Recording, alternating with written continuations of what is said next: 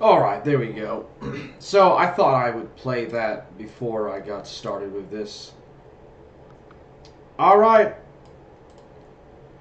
Forge gang! Let's go! Little shimmy in the house! What's going on, everybody? What's up? It's your host, Warhammer, in the house! Alright, so I guess I'll get started on perhaps doing something about my heritage. So yeah, this is Warhammer's Heritage Part 1, the genesis of my bloodlines, and I guess that sounds a little bit fascist. I guess in a way it sounds kind of fascist. And I'm going to have guys obviously come in my chat that are going to mog and felt me for this stuff. You know, there's going to be plenty of mogging and felting while I try to do an educational video, at least as educational as it will ever get on my channel, bro. Alright, so let's say that I go back 50 years and like I talk about like my ancestors or just your ancestors, and like they're moving into suburbia. It's the 1970s. It's like the pinnacle of Pax Americana. The Cold War is going on. Allegedly, well, the first man has gone to the moon or whatever. Neil Armstrong has walked on the moon. You go back 100 years and you have like locomotives and trains. And there's like the first motorized vehicles, automobiles, gasoline vehicles and gasoline engines are still a novelty. Planes, you know, man has just barely started to get off the ground. World War I has already happened. Like the Versailles Treaty has already been signed. It's the Weimar Republic in Germany.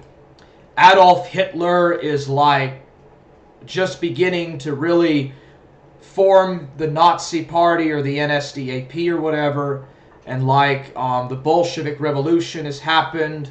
America's going through the Roaring 20s and stuff. Like you go back 500 years and it's the Renaissance. The Renaissance is happening. The Reformation has taken place, and like the Renaissance has happened, there's the Reformation. With Protestantism and Catholicism, there is the Counter-Reformation. But if you go back like 1,000, 1,000 years, you're going back to the time of the feudal system, of like castles and knights and chivalry. And I think the Viking Age continued at least for a while after 1000 AD. So it's like called the medieval warm period. Like this time period is known as the medieval warm period. The Norman conquest of England has yet to happen. And like the Holy Roman Empire is in Central Europe. And France exists. France and England just barely exists.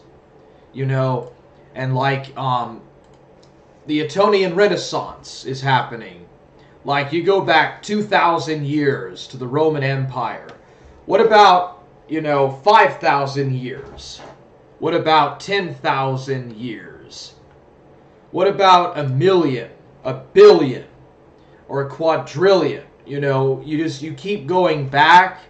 You keep going backwards and backwards until eventually there's just nothing.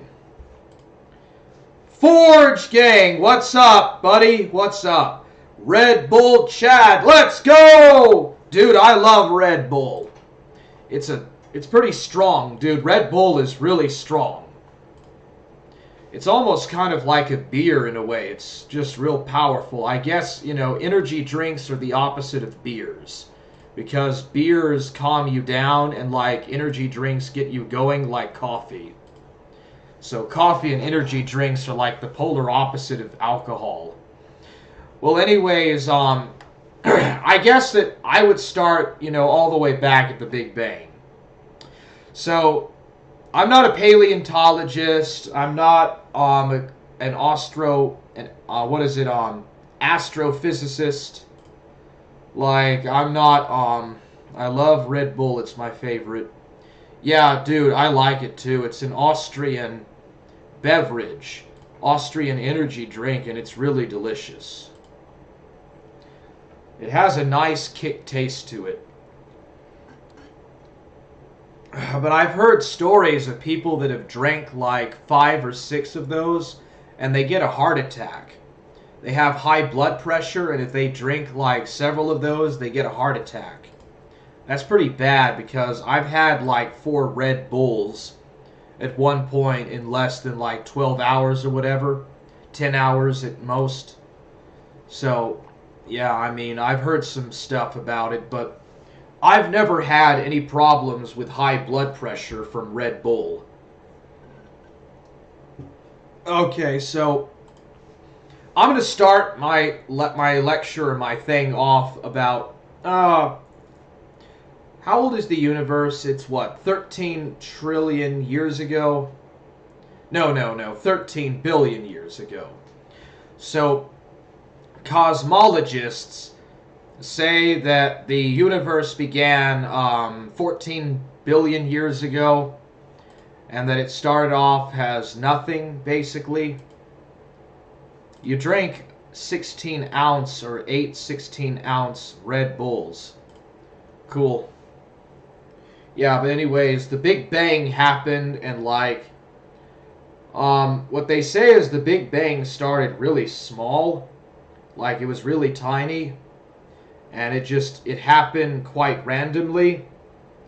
Like the foam, this kind of quantum foam or something caused the Big Bang to happen, and it was a very fast, very seminal event.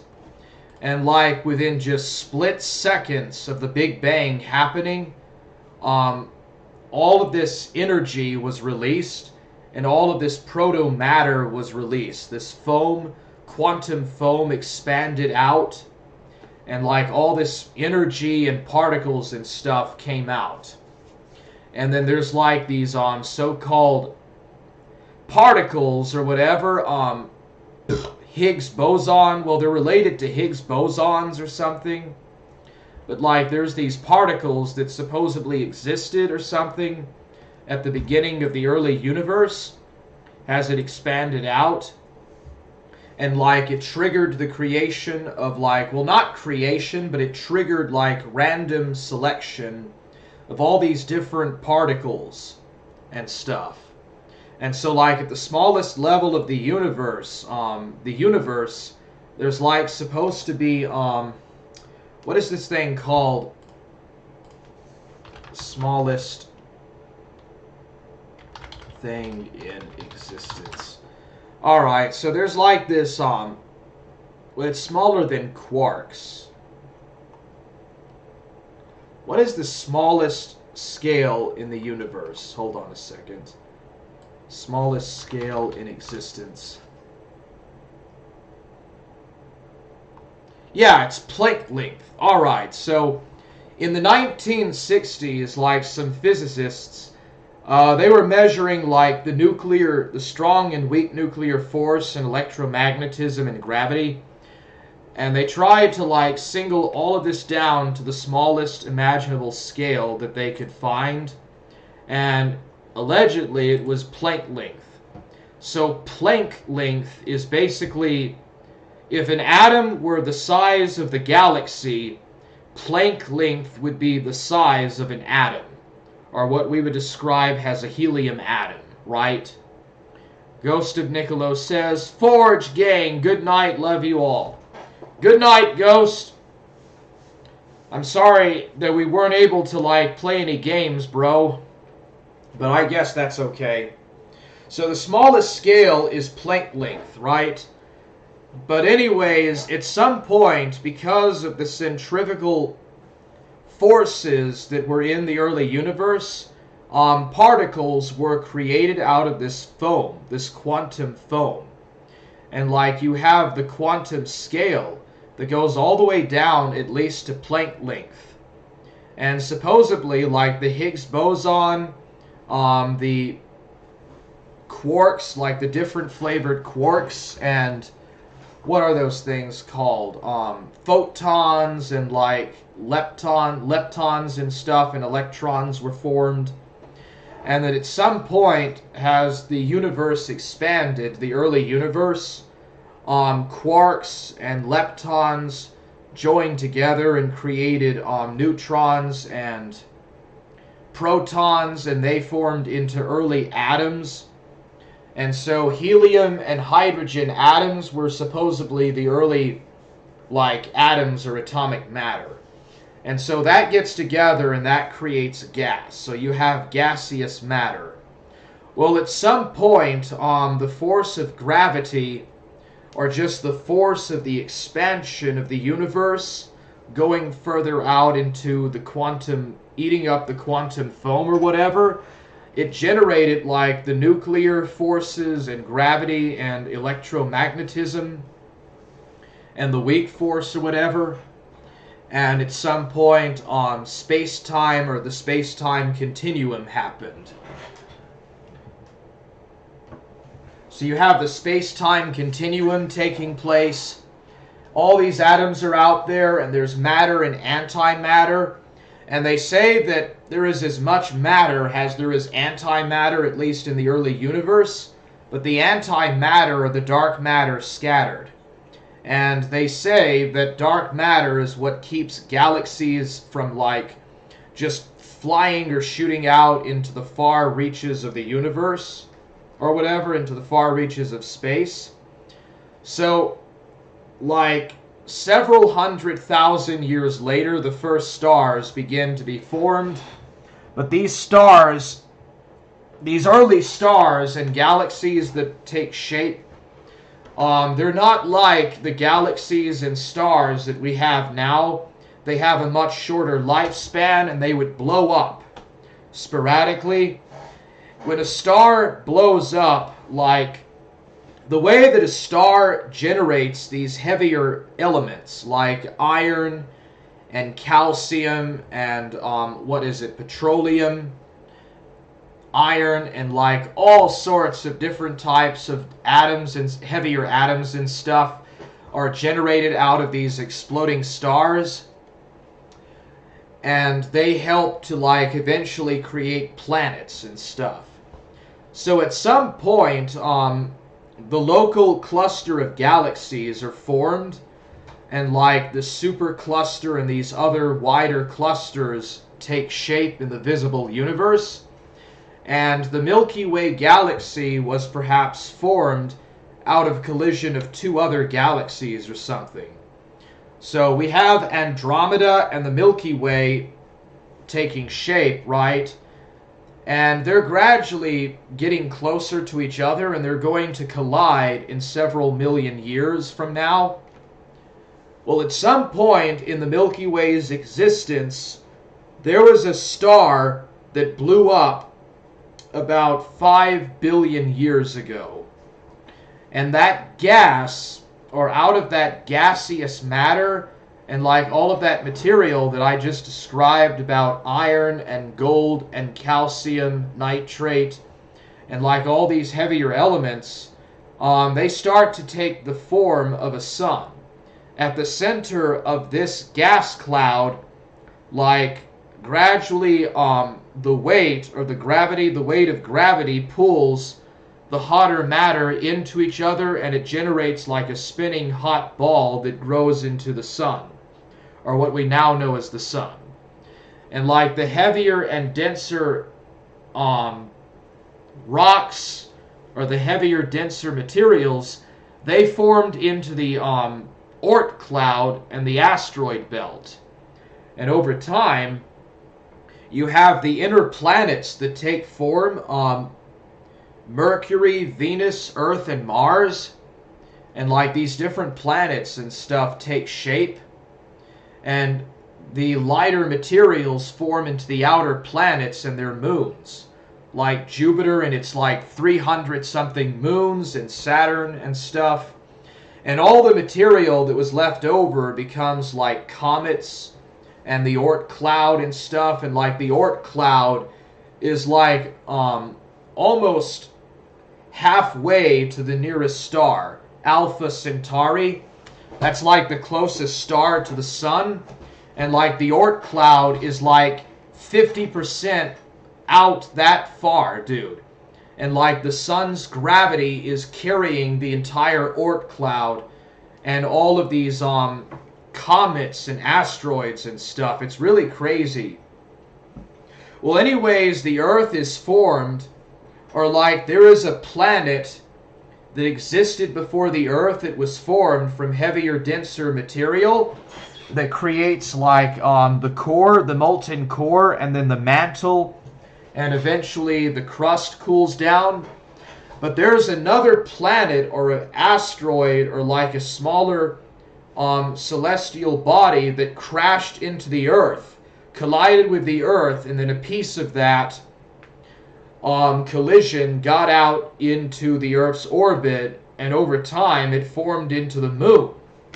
Or that's what they say anyways. They say the moon took shape about 3.5 billion years ago, considerably later than the Earth was formed. And so that's how the Earth got started. So the Earth, they say, geologists say the Earth was formed about 4.5 billion years ago, right? So 4.5 billion years ago. And at some point, like, the crust cools down, and the Earth's crust breaks up into tectonic plates. I don't really know exactly how all this happened, but the tectonic plates took shape. And at some point, gases were released, and that created the early atmosphere. But it did not produce oxygen. The Earth was basically like Venus or something. Very hot, very close to the sun, and the Earth was orbiting and kind of spinning faster around the sun, as they say. Well, anyways, at some point, H2O, or water, began to cover up a considerable portion of the Earth. Lightning. Not sure what you're talking about. So as soon as the Earth's crust began to cool off enough, H2O, or water, poured onto the crust and created the early oceans, which are not exactly like the oceans that we have today. They were very different. Like, the different oceans of the early Earth were considerably different. Also, the Earth had to stop spinning so fast because life could not form on the early Earth, right? So at some point, the orbit of the Earth got far enough from the sun where it was able to get in this like Goldilocks zone to where it's not too close to the sun to be hot and not too far away. And the moon, like the gravity pull of the moon on the Earth, slowed down its orbit at some point to where it would only orbit like every 23 hours and 50 something minutes, because that's actually the span of a day.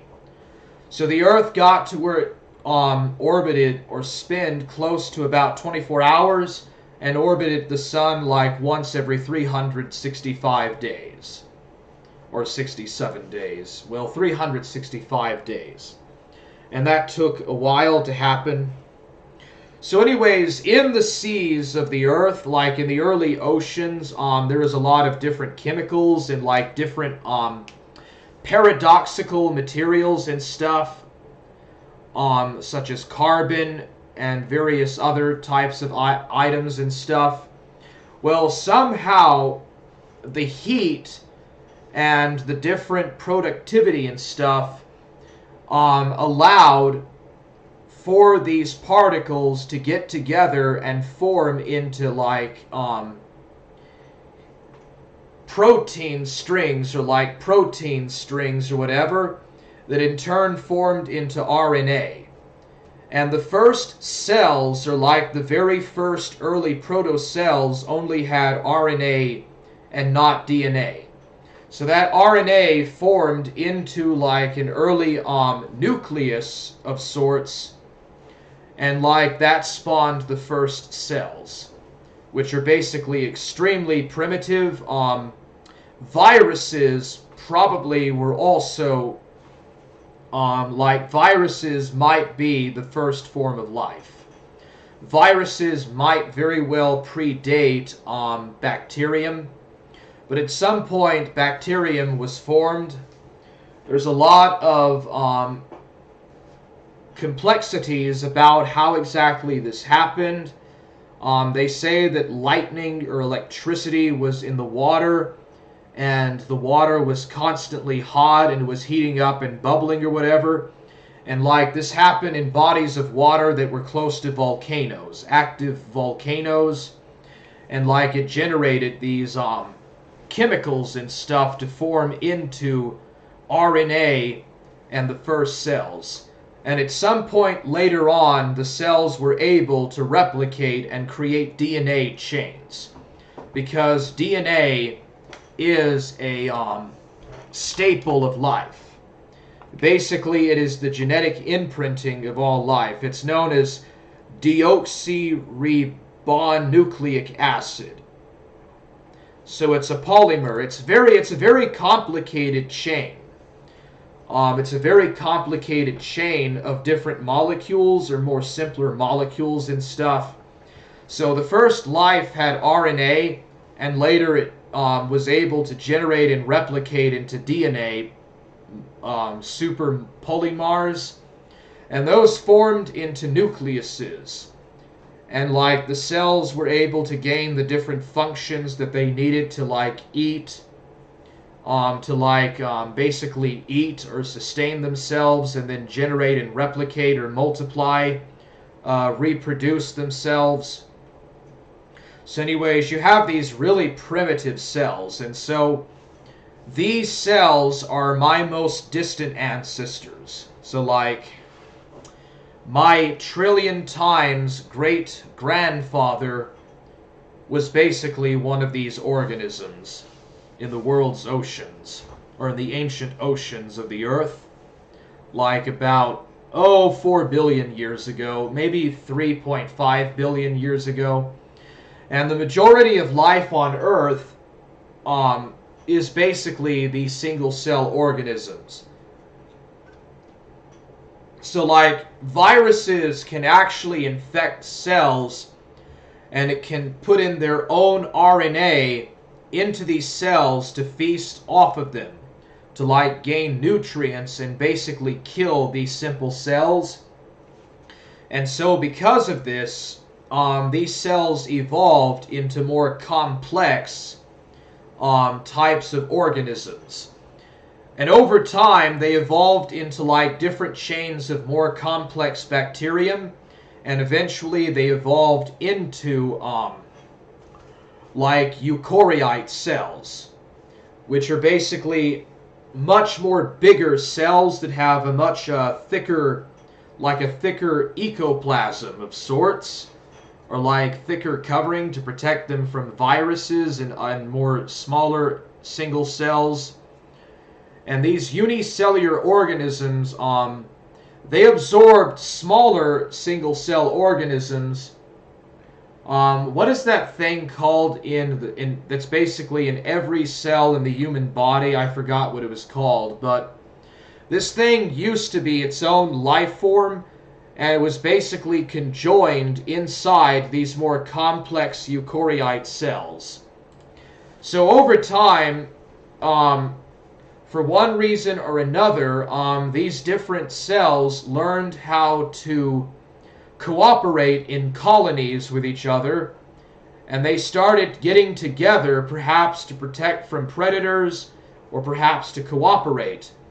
If you look at like sponges, like certain sponge-like animals and certain types of tapeworms can break up into single cells and come back together into cellular organisms. So that was basically the first multicellular animals that basically then evolved into what is known as tapeworms. Like real small, real tiny organisms like stingers and tapeworms. And basically the sort of things that would be parasites. Like parasites, basically, that infect the blood streams. Well, anyways, those organisms evolved into like, what are those things like sponges, and then eventually into like, what are those things? Jellyfish. They evolved into kind of like jellyfish, and then into cephalopods, you know, a branch of like these cephalopods are like octopuses. Well, anyways, you get to the Cambrian explosion, and you find the first fish evolving. So, like, you have these skeletal or bony fish that evolve from these earlier animals, and those creatures evolve into fish, or what we would know of as fish and reptilians. So those are effectively early reptilians. They evolve into more and more complex organisms until eventually, what were those things called? Darn. I think they were called terryfish or something, but basically there are some species of fish that are able to like get up on land, and they can breathe oxygen, and like they can actually breathe and kind of move around on land, and they can breathe and live outside of the water for a certain amount of time. So anyways, those fish evolved into what we know of as amphibians.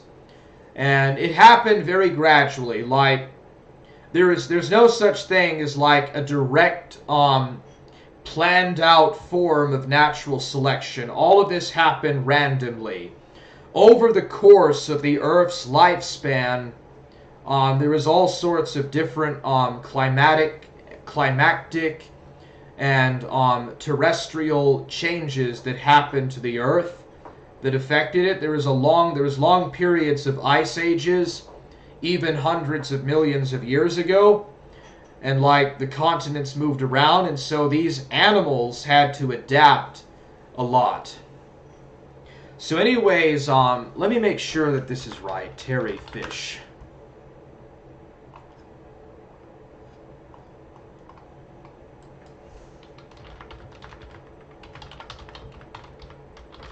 Alright, so paleontologists are like geologists. They're able to like dig through the ground, basically. Or they dig up the ground and they find like these different fossils and stuff. And the further back that they go through the fossil record, the more primitive the skeletal remains or the carbon remains are. All the way back to the first single cell life forms, basically. So at some point, the Cambrian explosion happened, and then there was an extinction, a mass extinction event. And after that, during the Denisovan period, these early fish were able to get up on the land, and over time they evolved into the first amphibians that got onto land. Like insects and other types of animals were already on land, like plants and insects or arthropods were already on land. These amphibians come on land, and over time they evolve into reptilians, or like land-based reptilians. And so the specific type of reptile of the Denisovan era that evolved into mammals evolved into a certain type of like lizard or something, like a real skinny lizard or something. And over time they like evolved into these animals that had like these giant plates over their backs. They're not dinosaurs. Like, this is before the dinosaur age. This is the Precambrian period. Like, this is before the Mesozoic. This is the Preozoic period. But you have, like, some of these dinosaur-like reptilians that are like the ancestors of dinosaurs and mammals. And, like, a branch of these broke off from the dinosaurs. And after that, there was the Denisovian mass extinction, which was the worst cataclysmic event that has ever happened to life, at least on land. After that happened, you see the transition to the Mesozoic, which is the age of the dinosaurs. Now, humans are not descended from dinosaurs. They broke off from the ancestors of the dinosaurs like 50 or 40 million years before the first dinosaurs even existed. So in the Mesozoic period, you have these really small kind of lizard-like animals that are hominids' ancestors, and they evolved into furry-like lizard creatures, and over time they evolved into early mammals. So basically the first mammals and warm-blooded mammals were like sloths. Kind of like very primitive sloths. They were like rats. Like these early warm or hot-blooded mammals were like rats, basically, little mice. Very tiny, very small-brained, and very instinctive. Very hard to imagine that these little furry creatures would evolve into man. Their brains were basically the size of peanuts. And they had like, little furry, scrawny little paws and stuff, not even hands. Much less abominable fingers, or abominable thumbs, which is a trademark of Homo Sapiens. So anyways, at some point, these animals started to get on trees.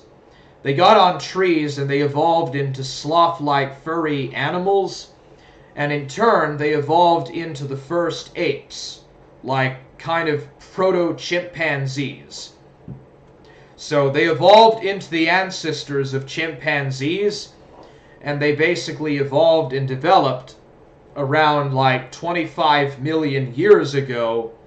Now, this is after the extinction of the dinosaurs, mind you. The dinosaurs are gone.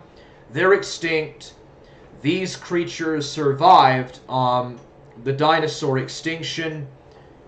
So basically, like a dozen million years later, you have basically what is the ancestor of the chimpanzee, the orangutan, the gorilla, and humans, as well as the other hominids that follow.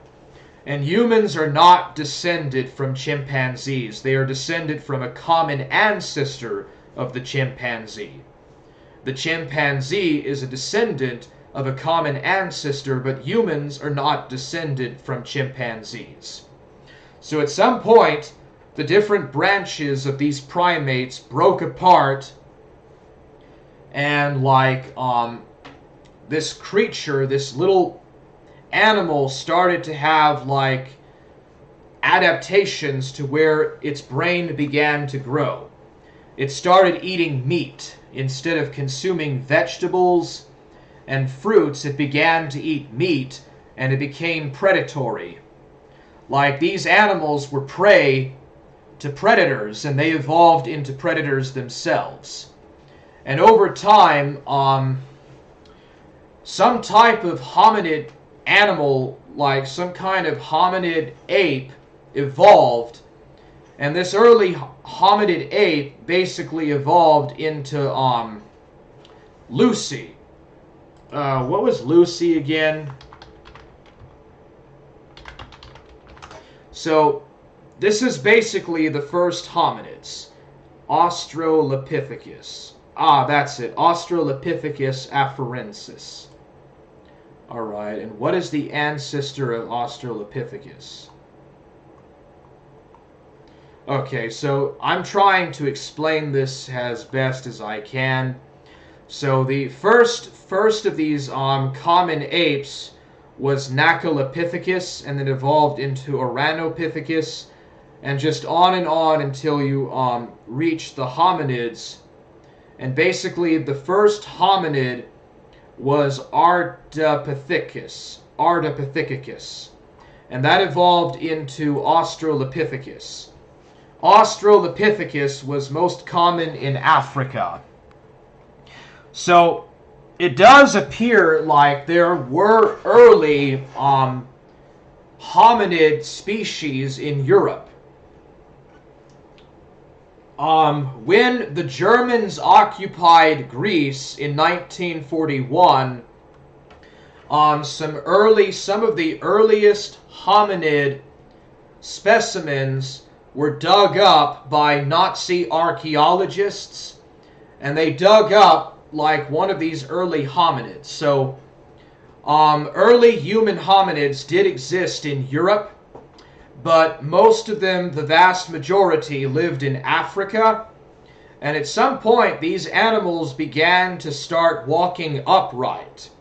And they got abominable thumbs. And with that, they were able to get new protein. Like they were, and chip like different types of tools and stuff. And this type of adaptation allowed their brains to grow. Like, it allowed their brains to adapt and grow through the means of this kind of selection over a very long period of time.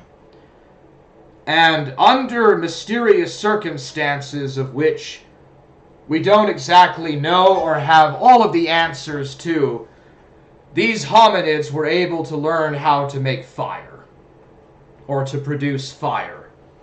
It's also very possible that they farmed as well, or they could grow crops and domesticate animals. The idea that the domestication of animals and the growing plants and crops for food beginning in the agricultural revolution might not be entirely correct. Humans could have been doing this a lot earlier, but it only became common after the subsequent end of the Ice Age.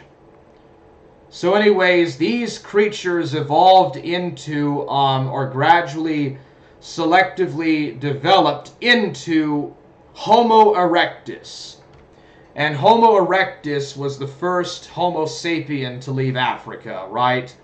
And they went to Australasia and to Asia and stuff. But a lot of these Homo erectus got extinct, or they went extinct. And over time, they developed into Homo sapiens. Homo sapiens are basically the common ancestor of modern humans, and they split off into Neanderthals.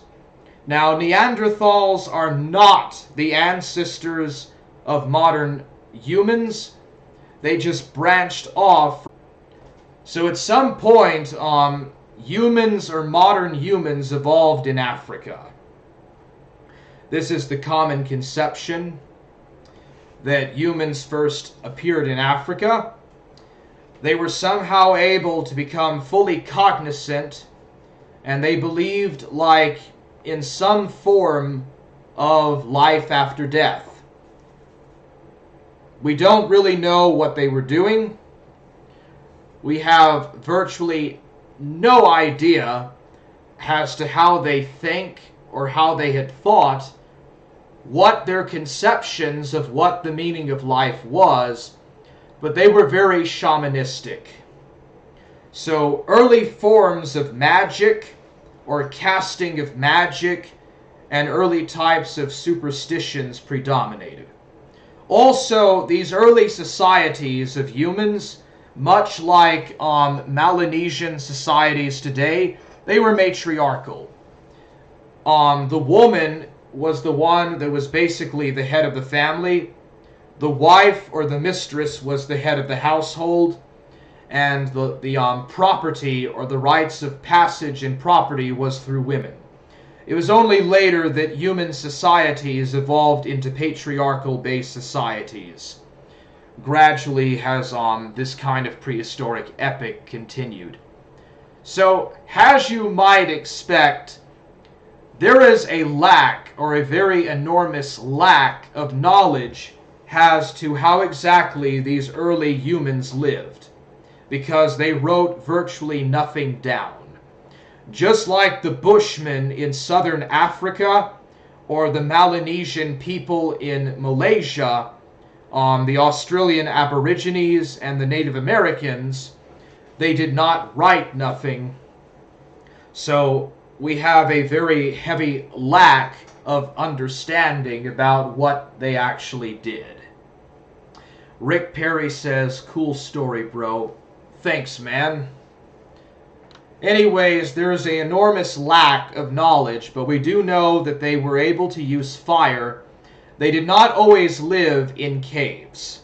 They actually lived on the side of riverbeds, and they hunted and fished and gathered. But they probably could have very well also farmed.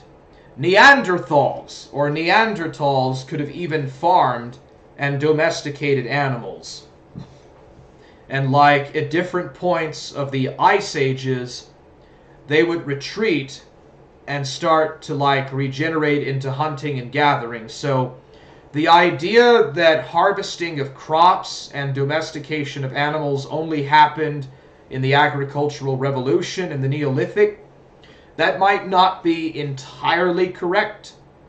But about 100,000 years ago to about 65,000 years ago, the human brain developed enough where it was able to become fully cognizant. Some type of a cognitive revolution took place, and it's at this point that humans were able to learn how to speak and utilize language. Paleontologists and anthropologists say that the first forms of human language were either forms of sign language or like basically what the Bushmen do. If you listen to the language of the Bushmen, there is a lot of clicking noises and kind of like clicking and chanting types of sounds. These types of words have virtually no verbs or vowels, and they're not fully distinctive words. Instead, it is more of an adaptation of a hunter-gathering lifestyle, or a sedentary lifestyle. But over time, out of this, fully cognizant language was formed. So humans learned how to speak and organize, and basically we go from herding animals to basically tribes and clans. And from there, about 65,000 years ago, these early humans left Africa and expanded through Asia. They went to Australasia first, and then they went into Southern Asia. And over time, they went into Northeast Asia, the Middle East, and Europe, and then eventually into the Americas. And then the last place on Earth that modern humans settled was New Zealand, which only happened about 600 AD. So Hawaii, New Zealand, Madagascar were among the last places that humans actually went to. So at some point, when these humans left Africa, they broke up in Asia and they went to Europe. Actually, they went through Israel. And early humans were probably living in Israel and the Levant probably as early as they did in Africa. But at some point, two waves of humans left Africa, and there was a mass extinction event, and all of these people died off. Like all of these early tribes died off.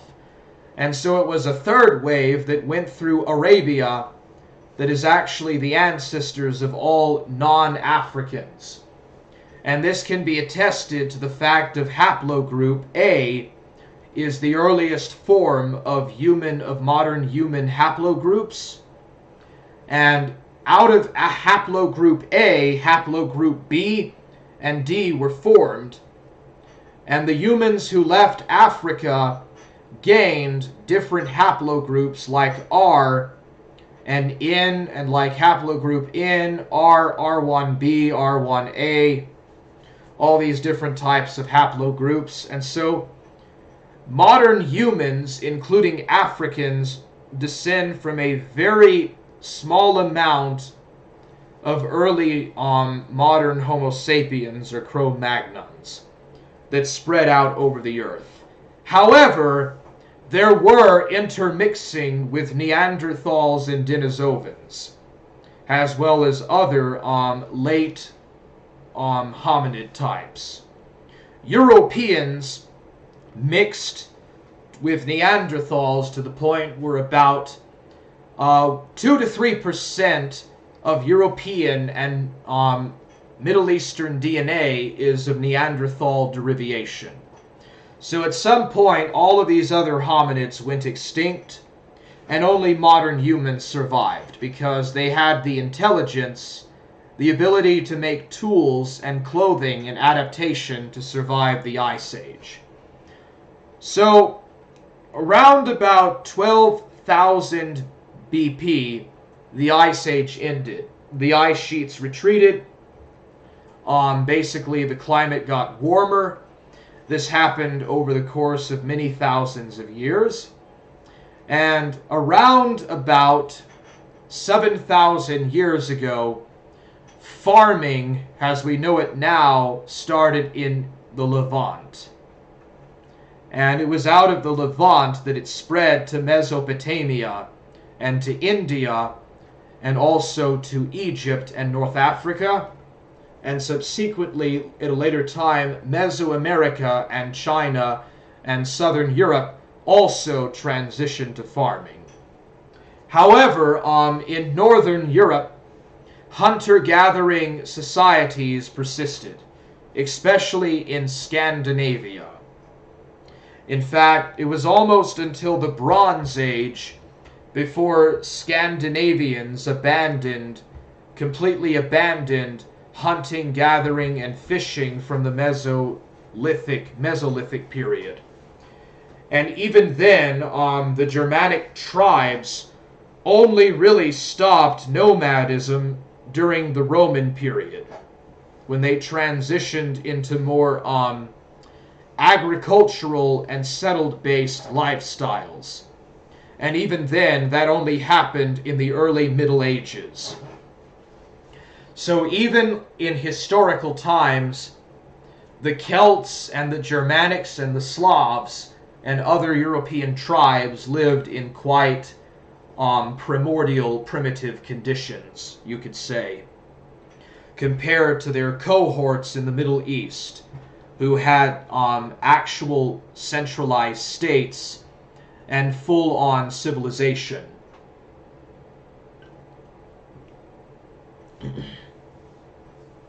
So naturally, the first parts of the world where farming societies developed and centralization, as well as priesthoods, and then ultimately central state planning and also the invention of writing. Now, the first forms of writing were basically loans that were given out in Sumeria. And what they did was they would take clay tablets and they would record like different types of symbols and stuff. Over time, those symbols developed into numbers and then into letters.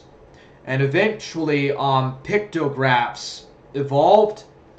And over time, Sumerian writing cuneiform scripts developed.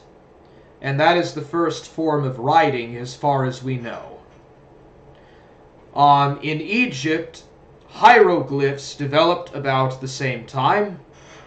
And so it is in the Middle East that the first centralized states and civilizations as we understand them take shape.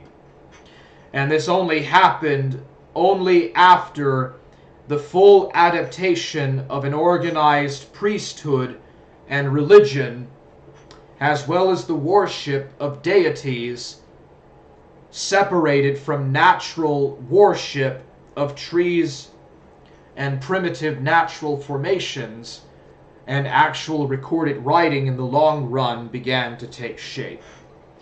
Sumeria and Egypt and Harappa and Mohenjo-daro were the first such states and civilizations to develop. None of these cultures are my ancestors, or none of these cultures are the direct ancestors of my heritage. Most of my heritage, or my ancestors, were in the north. So basically, they were not the recipients of this early form of civilization. Instead, to my knowledge, the very earliest form of my lineage that actually existed in a civilized society, in a non-society of outright savagery and backward barbarism, would be in what is now Georgia, in the South Caucasus, as far as I am able to trace. And the first states that formed in the South Caucasus would later become the states of Colchis in Iberia, the first original proto-states of Georgia.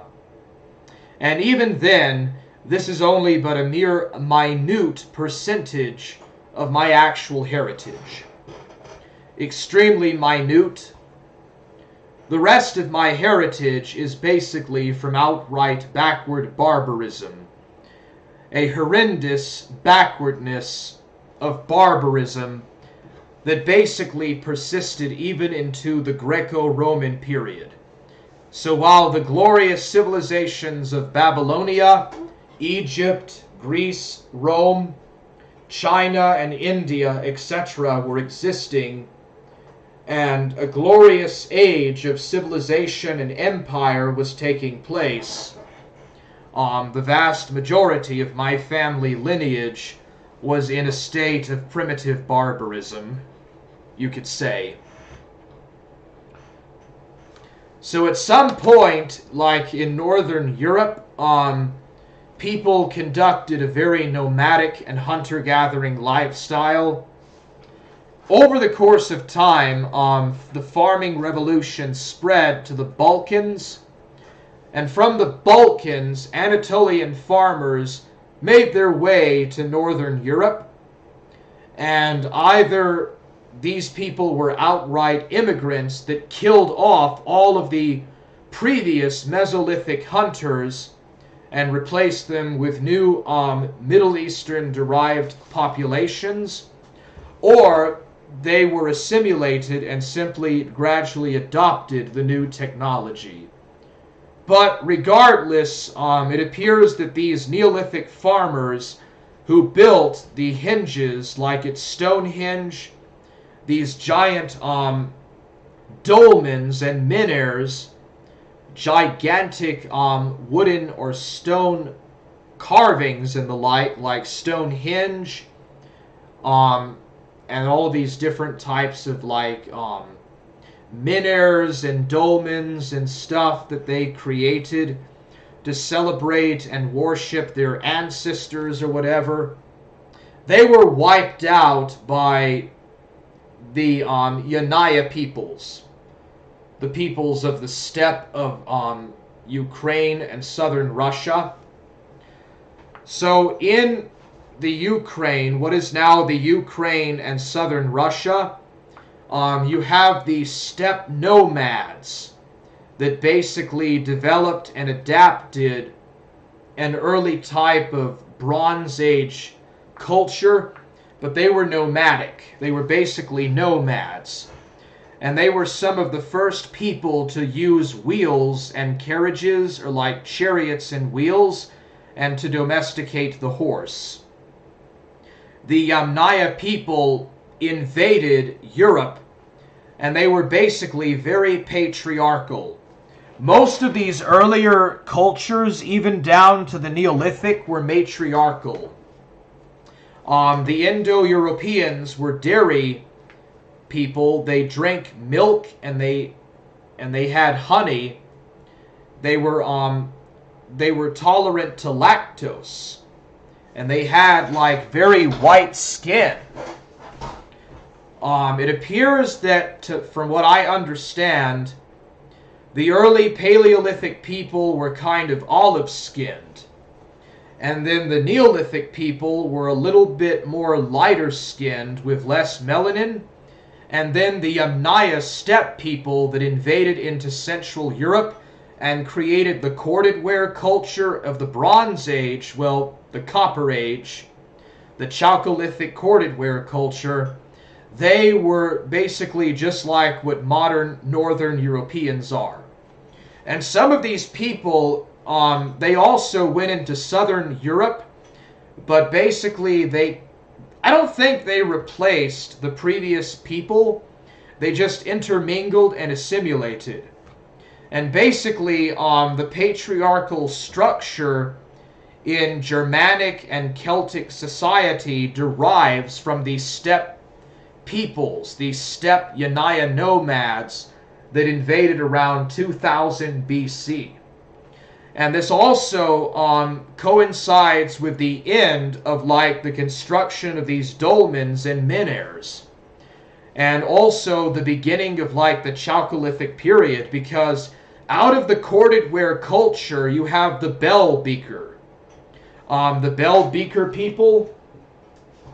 Now Britain was connected to the continent of Europe through what is referred to, what is that continent that was in the North Sea?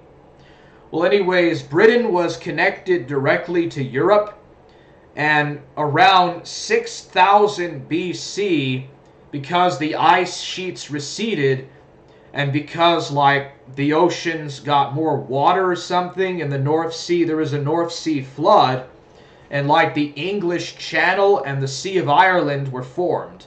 And Ireland and Britain were cut off from Europe. But even back then, people had knowledge of constructing boats, and there was a constant intercourse and transport between Ireland and Britain and Western Europe, especially with Spain.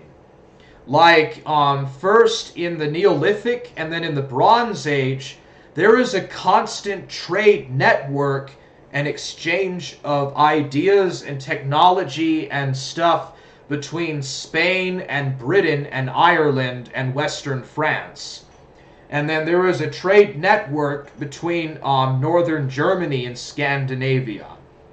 But as you would guess, nothing even remotely close to the state of civilizations that existed in Mesopotamia, in Greece, in Italy, in these places where great empires sprang up around the Mediterranean.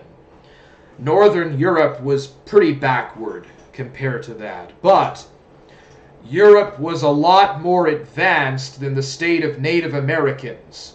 Native Americans just basically remained nomadic right down to the time that Columbus arrived in the Americas, and even when the Pilgrims set foot in New England or in Massachusetts on Plymouth Rock, the vast majority of the rest of the world stayed in a pretty primitive condition up until basically relatively modern times.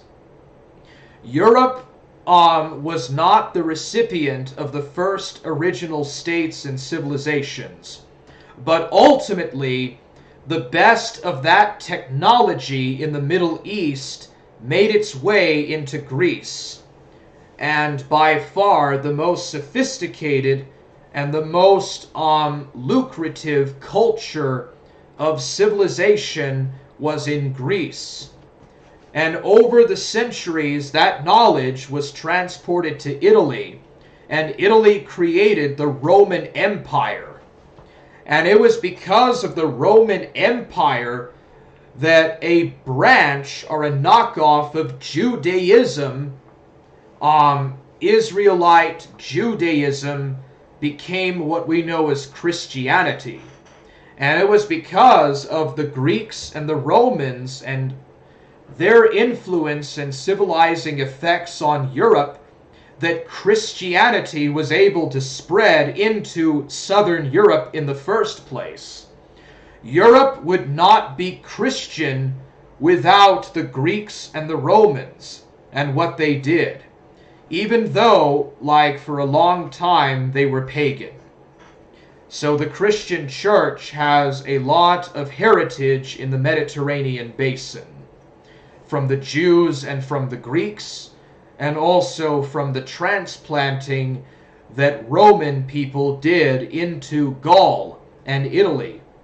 And when the Roman Empire fell and the barbarians took Rome and created the state of the Franks and the Ostrogoths and the Visigoths, that Roman culture penetrated over them. And part of that Romanizing or civilizing effect on the barbarians was to convert them to Christianity. In the Dark Ages, you have the Vikings that are rampaging and marauding about, and the Anglo-Saxon peoples in northern Germany, these different minute tribes that are crossing the Channel and going to England and creating the English state, and all of these desperate Celts fighting and raiding and looting over Roman Britain. When the Romans leave Britain, they leave a state of absolute chaos and desolation. Out of that vacuum, the states of England, Scotland are formed. The different kingdoms of Wales are taking shape due to the Romano-British influence. Gaul is going to become France. Modern Europe is generated out of this chaos of competitiveness and dominance and strife for innovation. It is a combination of the civilizing, innovative effects of Greece and Rome and the Etruscans, as well as even the Carthaginians, because for a while the Carthaginians were in southern Spain. And the conflict and the conflagration and competitiveness of the Germans and the Celts that adopted this culture, and the effects of Christianity, which took time to get through Europe. The Baltic only became Christian in like 1200 AD. And really, in some parts of Europe, like Lithuania, it was only in the 1600s that the last pagans were converted. And even then, alas, the Sami and the Lepps of northern Finland and Scandinavia, and the people of the far north of Russia were still pagan until really only 200 years ago. So naturally, this process of Western civilization was very accidental. Yes, it was guided, obviously, but I don't think that any single person or single dynasty ever planned for what was to become Western civilization to take shape. In fact, what is Western European civilization is an amalgamation of a lot of many different things, you could say. But anyways, I got off track, so yeah. Now, I want to go to the account of the book of Genesis. According to Greco-Roman ideas, man was basically crafted out of clay. Like the Titans were the former gods that ruled, and the Olympian gods overthrew the Titans. And Zeus, or the gods of Greece, created the first man and woman. And then you have like Pandora's box and stuff that takes place. And then there's even talks about the flood, the flood of Deucalion, Deucalion's flood.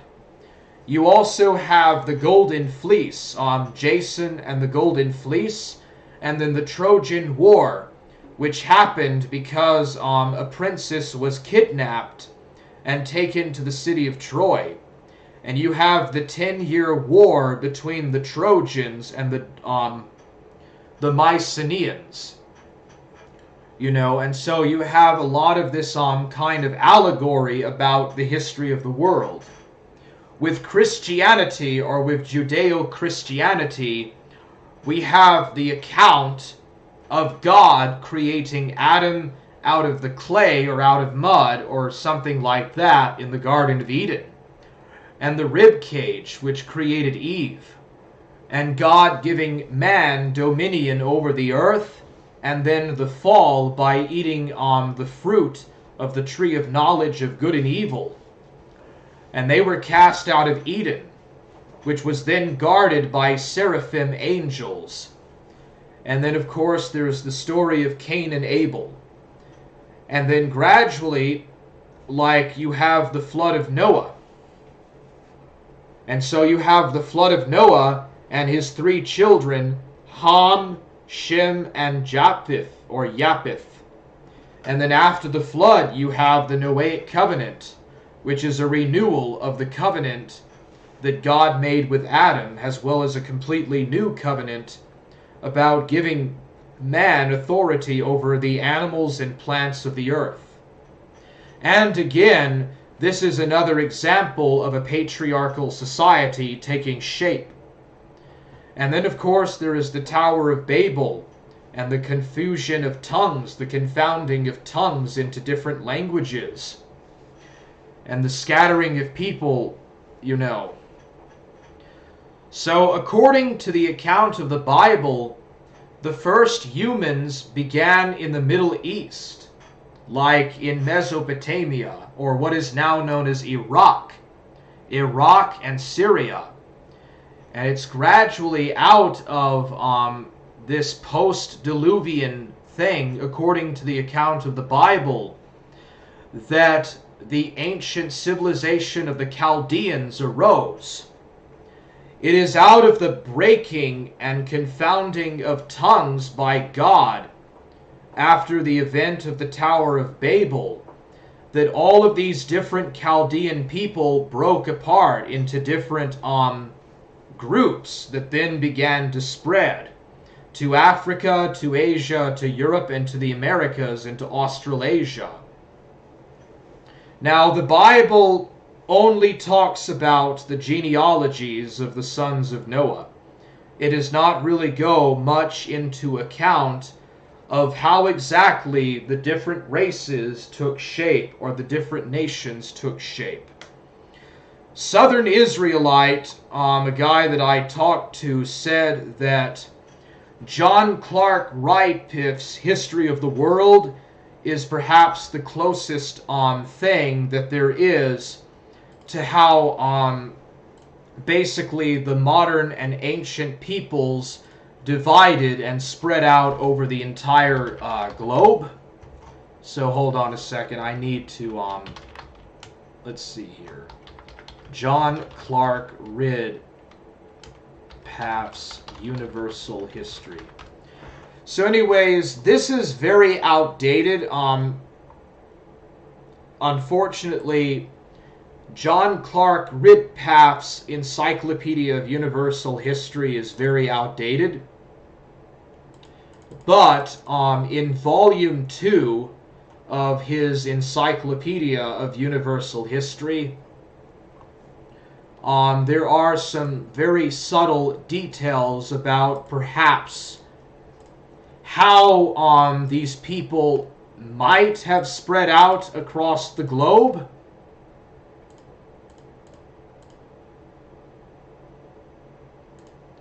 Or how these different groups of people spread, but the Bible does not really give specific detail insofar as how this might have happened.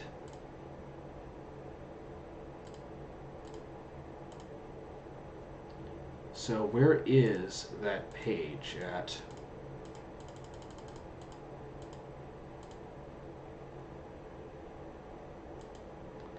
Yeah, I can't freaking find that page.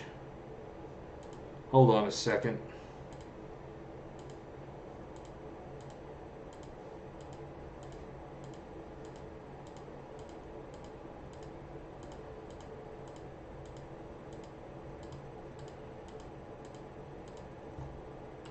Okay, I think it's in volume 3. Let me see here. Yeah, I gotta show this diagram.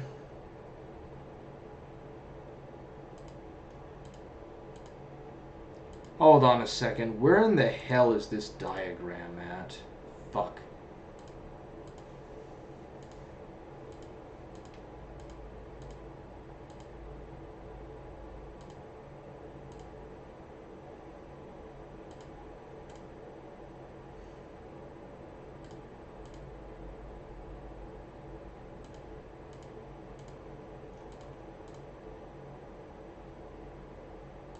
Here we go. Here it is.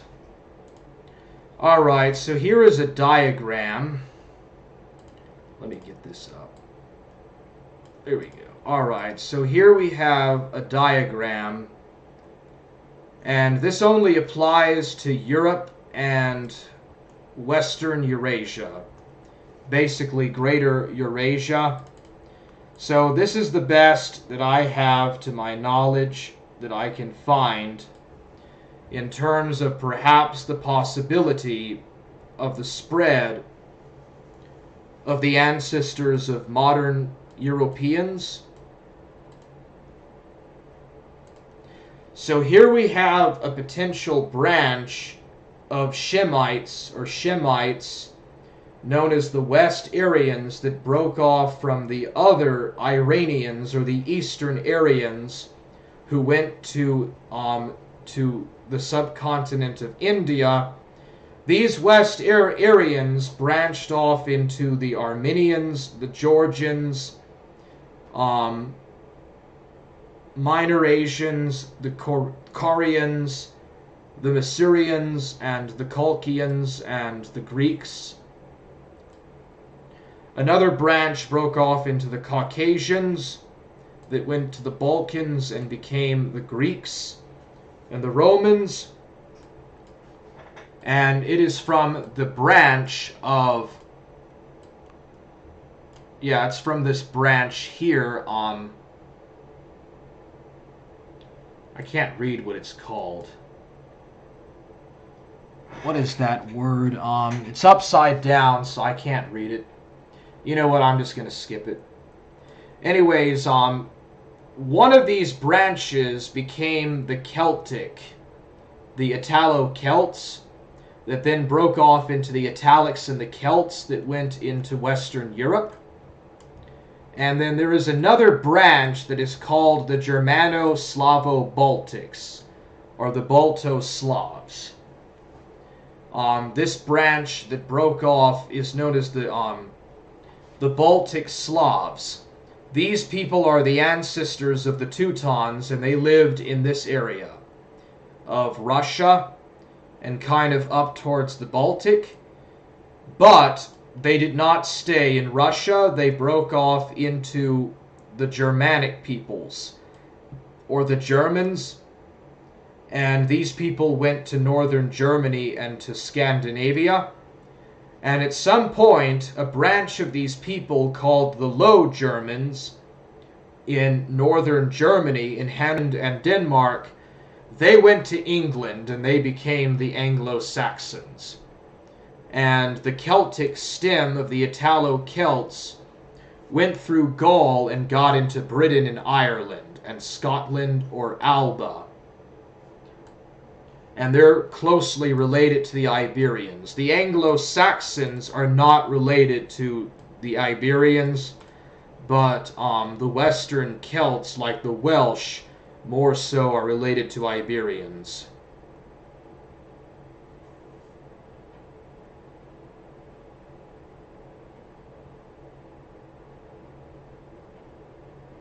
So there you go.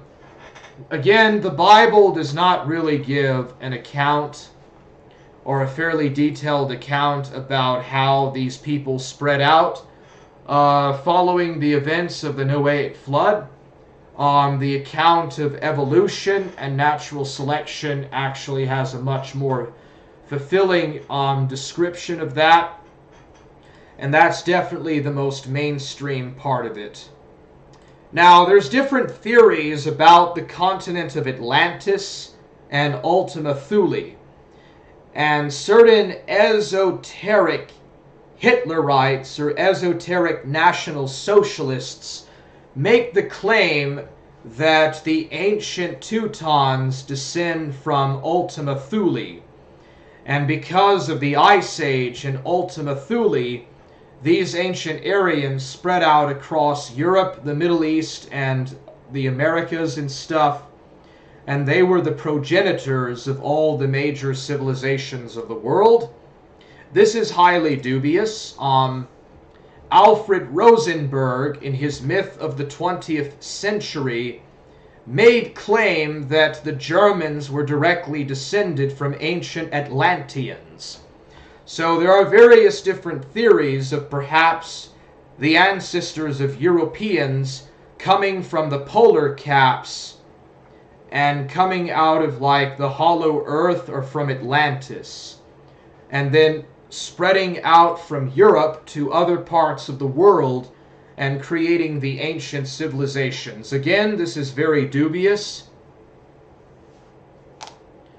and highly nonsensical, but I decided to go ahead and share those theories. Alright. So my ancestors were German and Danes and English, Scottish, Irish, and Ulster Scot. Possibly, I believe I have some Hungarian and Georgian. I'm not for sure. I try to look through my father's line or family line. But I do have a test that does say that I have some Georgian and Hungarian. And so basically, I also have some Cherokee and Creek heritage.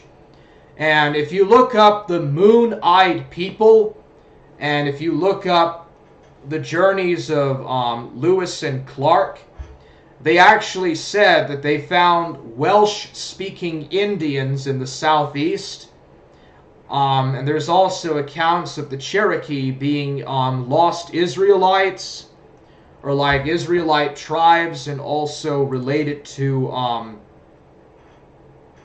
Romans or something. But I don't think that the Cherokee and the Creek are actually Mongoloid. I think that they descend from an ancient branch of like Romans or Israelite settlers or whatever. There's a lot of complexities to that, and I cannot go over that in this live stream. So bottom line is that the far fringes of antiquity of my ancestry is that the Big Bang happened, dust particles, protoparticles, atoms, and subatomic particles. The star that generated the solar system blew up. So stardust and what would be referred to as organic material got into the Earth's oceans over time.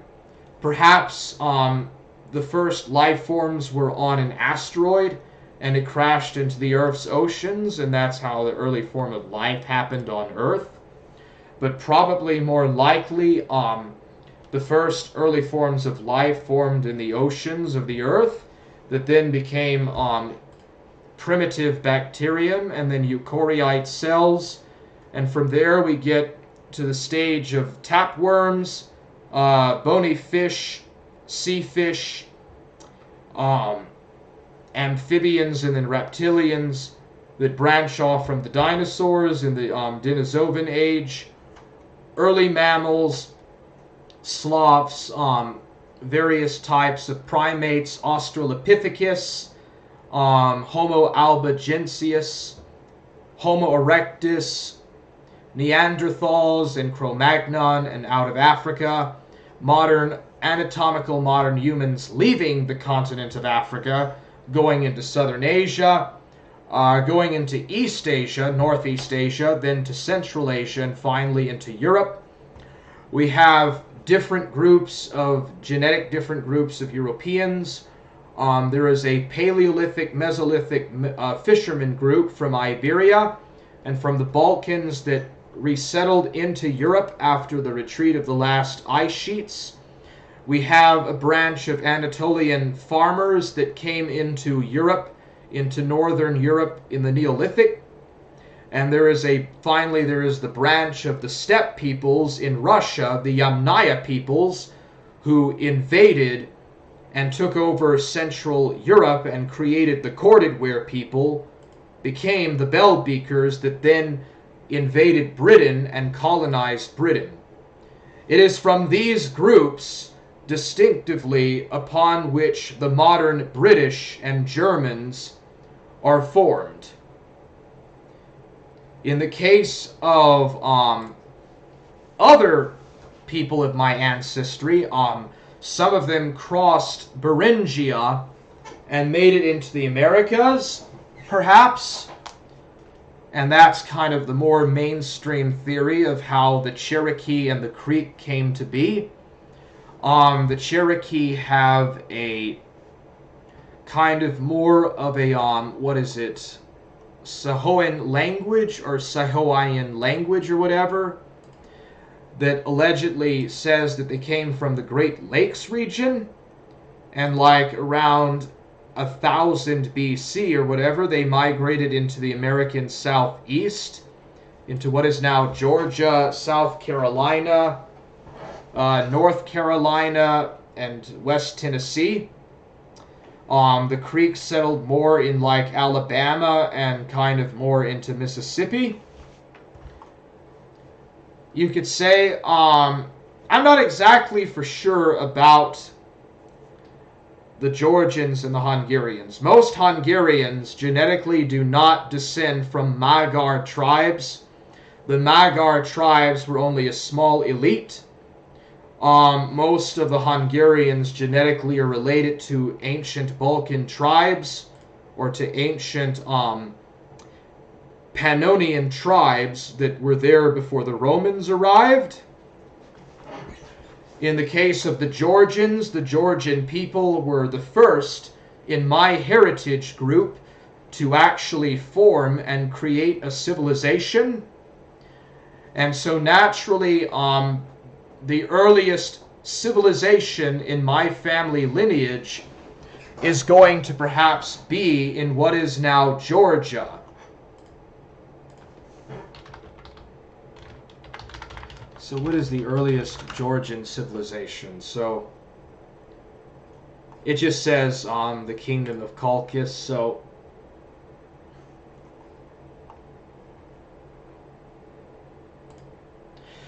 all right, I think that this is the earliest one. How do you pronounce this, dude? Dude, I cannot pronounce this. What is it? Dayani. So technically, this is the earliest civilization of my family lineage. Diohani, the precursor of the kingdom of Colchis, the Black Sea state of antiquity. And I think that that was under a lot of influence from the Greeks. Like in 1200 or like around 900, 800 BC, Greeks were going to that part of the Black Sea and settling and building that civilization. So yeah. All right. So yeah, that is my family lineage in the prehistoric period. There's no writing that's taking place until my ancestors or the people of my family lineage in far-flung antiquity reached a state of civilization to actually write and record what happened or what was going on. It is completely impossible to actually tell you directly, the listener, what my ancestors were doing other than the fact that they hanged around trees. They probably ate bananas and they learned how to walk upright, and they lived in caves, and they carried around bam bam wooden sticks and stuff. Basically, you know, the Flintstones. I'm just kidding, dude. I'm just being sarcastic. So yeah.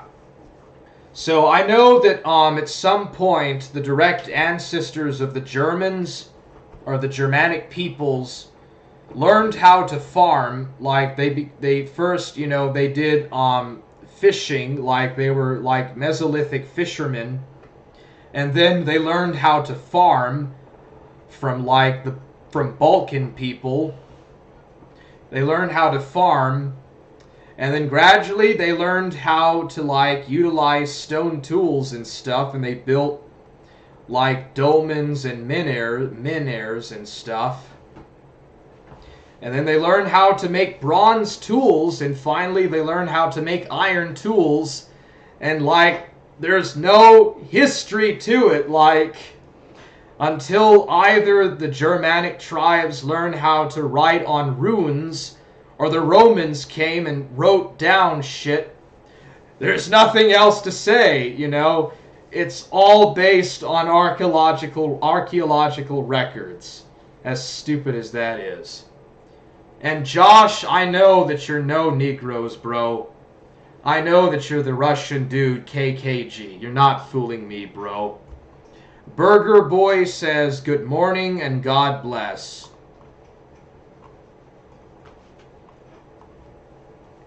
Alright, so that is probably already like 99% of the entire geological time scale of my family tree. That is it, dude. That is the course of prehistory. So anyways, civilization eventually reached my ancestors. First, you know, to Georgia, to Colchis and Iberia, and then later to Germany, to Denmark, to England, Scotland, Ireland, Wales, and then to Switzerland, and to all of that. And then finally the Cherokee and the Creek history ended, and the actual historical epic begins. Alright, so let's read some of the comments. What's the fucking deal with this internet shit? Grossly offensive, says Forge Gang, Red Bull chats, let's go. I love Red Bull, it's my favorite beverage. I drink 16 ounce. I drink 8 Red Bulls on Friday. Ghost of Niccolo, Forge Gang, good night, love you all. Lightning. Rick Perry says, cool story, bro. Ghost of Niccolo is facts. Complex Technocrat Jim. Rick Perry says, the Southern Israelite doesn't engage with you, though. Well, no shit, bro. I'm on YouTube and he's on Instagram, and we do not correspond. Complex Technocrat says that at Rick Perry, why don't you write 5 paragraphs on Instagram about it, loser? Imagine actually hating Warhammer. Rick Perry then says, if I would, I'd naturally win. Complex Technocrat at Rick Perry, you got some major issues, buddy. And Rick Perry then says, cheers. Ghost of Niccolo, Burger Boy says, good morning and God. Alright, so I guess that is everything that I'm going to get out of this. And so this has been Warhammer's Heritage number 1, the genesis of my bloodlines, and I will continue with part 2 eventually. So this is it, and we're finished. You all have a good day, and I will see you later.